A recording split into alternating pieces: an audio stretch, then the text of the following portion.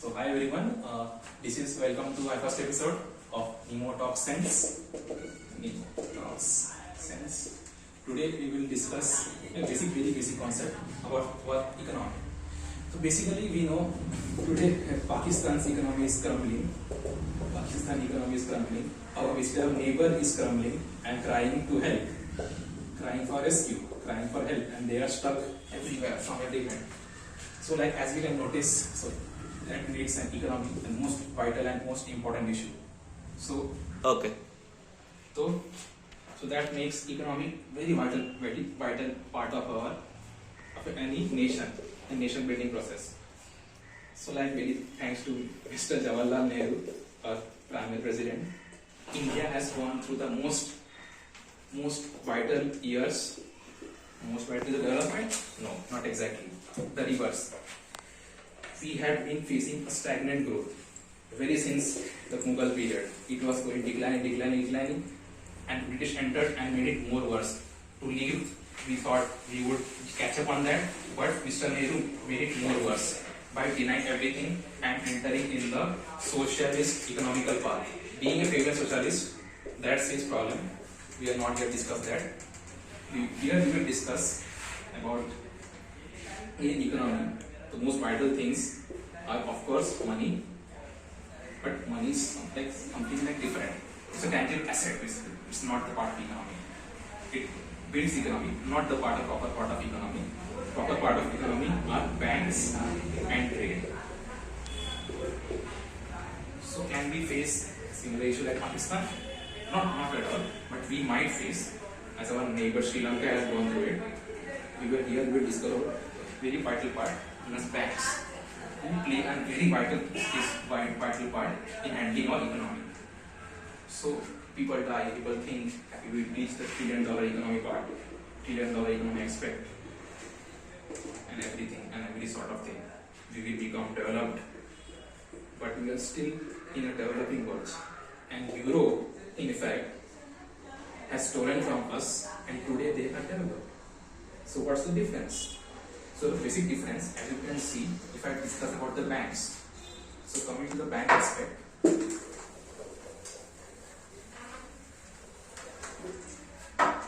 Coming to the bank aspect of what I have referred and what I have seen in all those videos is that, in many references of course, there is a major difference between banks here and banks of West, basically West, not to limit even.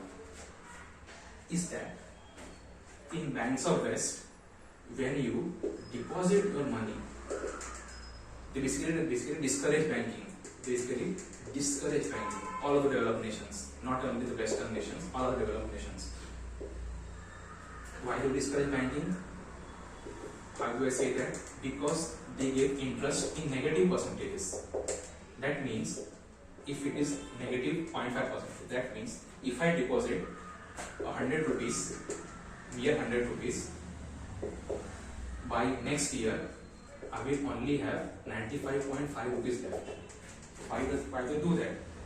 To ensure that you don't let your finance just rot away in those banks, because banks have to maintain everything, they pay charges.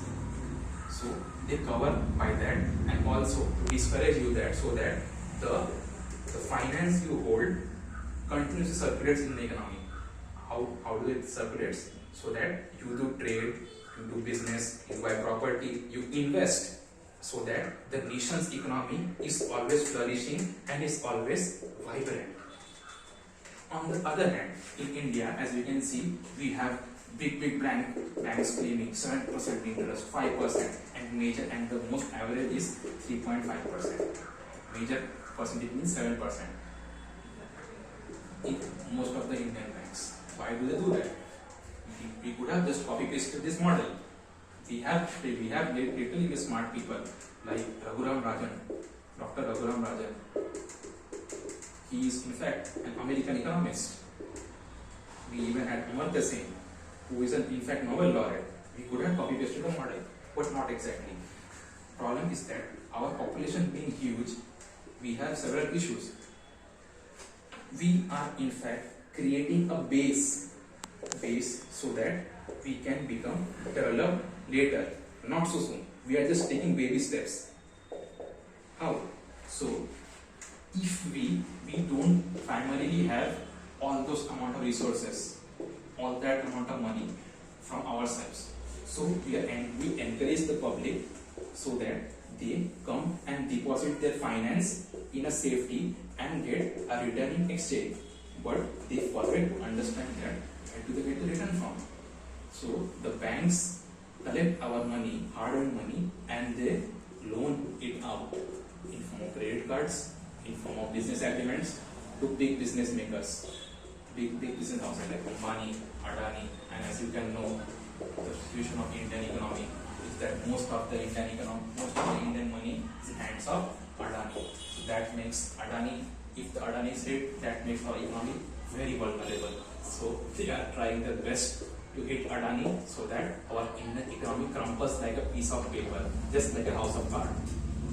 So we are just taking baby steps. Maybe in future, I hope, we can get this TRI model, and this model is basically the famous model of Swiss banks, and that's why you can explain why Switzerland is so ahead and why all of the top-notch people in all countries and all governments want to hide their money in Swiss banks. That exactly explains the models.